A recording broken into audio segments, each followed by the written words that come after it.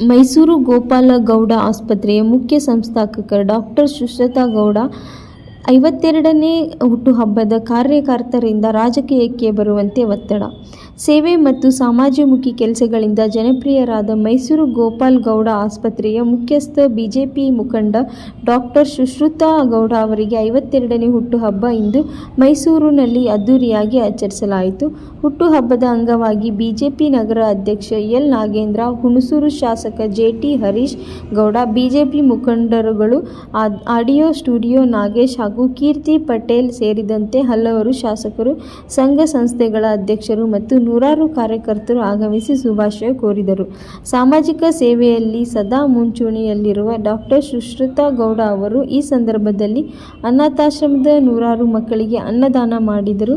ನೊಂದವರಿಗೆ ನೆರವಾಗುವ ಮೂಲಕ ಈಗಾಗಲೇ ಜನರು ಮನೆಗೆದ್ದಿದ್ದಾರೆ. ಆದರೆ ಇಂದಿನ ಕಾರ್ಯಕ್ರಮದ ಹೈಲೈಟ್ ಏನೆಂದರೆ ಕಾರ್ಯಕ್ರಮಕರ್ತರು ಮತ್ತು ಗಣ್ಯರು ಒಂದೇ ದನಿಯಲ್ಲಿ ಮುಂದಿನ ರಾಜಕೀಯದಲ್ಲಿ ಸಕ್ರಿಯವಾಗಿ ಕಾಲಿಡಬೇಕು, ನಿಮ್ಮ ನೇತೃತ್ವ ನಮಗೆ ಬೇಕು ಎಂದು ಒತ್ತಾಯಿಸಿದರು. ಮುಂದಿನ ದಿನಗಳಲ್ಲಿ ಆರೋಗ್ಯ ಮತ್ತು ಸಮಾಜ ಸೇವೆಯನ್ನು ಇನ್ನಷ್ಟು ವಿಸ್ತರಿಸುವುದಾಗಿ ಡಾಕ್ಟರ್ ಸುಶ್ರುತಾ ಗೌಡ ತಿಳಿಸಿದರು. ವರದಿ Kantharaju K, cameraman Darshan, Praja Power TV, Mysuru. ನನ್ನ ಹೆಸರು ಡಾಕ್ಟರ್ ವಿನೋದ್ ಪಿ ಎನ್ ಅಂತ. ನಾನು ಅನ್ವಿ ವೆಂಚರ್ಸ್ ಕಂಪನಿಗೆ ಮಾಲೀಕರಾಗಿದ್ದೇನೆ. ಇವತ್ತು ಡಾಕ್ಟರ್ ಸುಶ್ರುತ್ ಗೌಡ್ರ ಅವರ ಹುಟ್ಟುಹಬ್ಬದ ಪ್ರಯುಕ್ತ ನಾವೆಲ್ಲರೂ ಸೇರಿ ಅವರ ಹುಟ್ಟುಹಬ್ಬವನ್ನು ಆಚರಿಸ್ತಾ ಇದ್ದೀವಿ. ಅದರ ಜೊತೆಗೆ ಡಾಕ್ಟರ್ ಸುಶ್ರುತ್ ಗೌಡ ಅವರು ಇಲ್ಲಿ ಅವರ ಹುಟ್ಟುಹಬ್ಬ ಮಾತ್ರ ಅಲ್ಲ, ಹುಟ್ಟುಹಬ್ಬದ ಪ್ರಯುಕ್ತ health camp, blood donation camp ಎಲ್ಲಾನು ಮಾಡಿ ಜನಪರ ಸೇವೆಗಳನ್ನ ಮಾಡ್ತಾ ಇದ್ದಾರೆ. ಸೊ ಈ ಮೂಲಕ ಏನ್ ಹೇಳಕ್ ಇಷ್ಟಪಡ್ತೀನಿ ಅಂದ್ರೆ, ಡಾಕ್ಟರ್ ಸುಶ್ರುತ್ ಗೌಡ ಅವರು 20 ವರ್ಷ ಅಮೆರಿಕದಲ್ಲಿ ಸೇವೆ ಮಾಡಿ ವಾಪಸ್ ಮರಳಿ ಭಾರತಕ್ಕೆ ಬಂದು ಇಲ್ಲಿ ಸೇವೆಯನ್ನ ಮಾಡ್ತಾ ಇದ್ದಾರೆ ಕಳೆದ 6 ವರ್ಷದಿಂದ. ಈಗ ಮುಂದಿನ ದಿನಗಳಲ್ಲಿ ಅವರು ಜನಪರ ಕೆಲಸಗಳನ್ನ ಇನ್ನು ಜಾಸ್ತಿ ಮಾಡಬೇಕು. ಸೊ ಅವರು ಉದ್ದೇಶ ಏನ್ ಇಟ್ಕೊಂಡಿದ್ದಾರೆ ಅಂದ್ರೆ, ನಾಳೆ ಈ ಕ್ಷೇತ್ರದಲ್ಲಿ ಶಾಸಕರಾಗಿ ನಾನು ಇನ್ನೂ ಜನಪರ ಸೇವೆಗಳನ್ನ ಮಾಡ್ಬೇಕು ಅಂತ ಹೇಳ್ತಾ ಇದ್ದಾರೆ. ಅವ್ರಿಗೆ ಏನಪ್ಪ ರವಿಚಂದ್ರ ಅವರೇ, ಇನ್ನಿತರ ಎಲ್ಲ ಗಣ್ಯಮಾನ್ಯರೇ, ಹಾಗೆ ರವಿ ಅವರು ಎಲ್ಲರೂ ಸಹ ವೇದಿಕೆಯಲ್ಲಿ ಆಸೀನರಾಗಿದ್ದಾರೆ. ಬಹಳ ವಿಶೇಷವಾಗಿ ಅವ್ರ ಹುಟ್ಟುಹಬ್ಬವನ್ನ ಸಹ ಅಭಿಮಾನಿಗಳು ಆಚರಣೆ ಮಾಡ್ತಾ ಇದ್ದಾರೆ.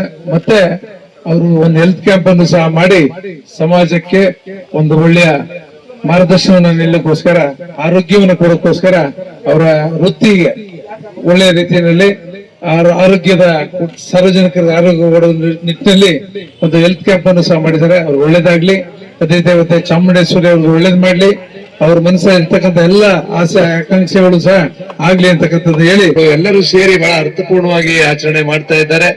ಈ ಕಾರ್ಯಕ್ರಮದಲ್ಲಿ ಈಗ ತಾನೇ ನಮ್ನೆಲ್ಲ ಉದ್ದೇಶಿಸಿ ಕೃಷ್ಣೇಗೌಡರು ಮಾತನಾಡಿ ಹೋಗಿದ್ದಾರೆ. ಜೊತೆಗೆ ನಾಗೇಂದ್ರನವರು ಸಹ ಶುಭಾಶಯಗಳನ್ನ ಕೋರಿ ಹೊರಟಿದ್ದಾರೆ. ನಾನು ಈ ಸಂದರ್ಭ ನಮ್ಮ ಚೇತನ್ ಅವರು, ನಮ್ಮೆಲ್ಲ ಮುಖಂಡರುಗಳು ಸಹ ಹಾಜರಿದ್ದವರಿಗೆ ಹುಟ್ಟುಹಬ್ಬದ ಶುಭಾಶಯಗಳನ್ನ ಕೋರ್ತಾ ಇದ್ದಾರೆ. ನಾನು ಸಹ ಈ ಸಂದರ್ಭದಲ್ಲಿ ಅವರ 52ನೇ ಹುಟ್ಟುಹಬ್ಬದ ಅಂಗವಾಗಿ ಅವ್ರಿಗೆ ಹಾರ್ದಿಕ ಶುಭಾಶಯಗಳನ್ನ ಸಲ್ಲಿಸಲಿಕ್ಕೆ ಬಯಸ್ತೇನೆ.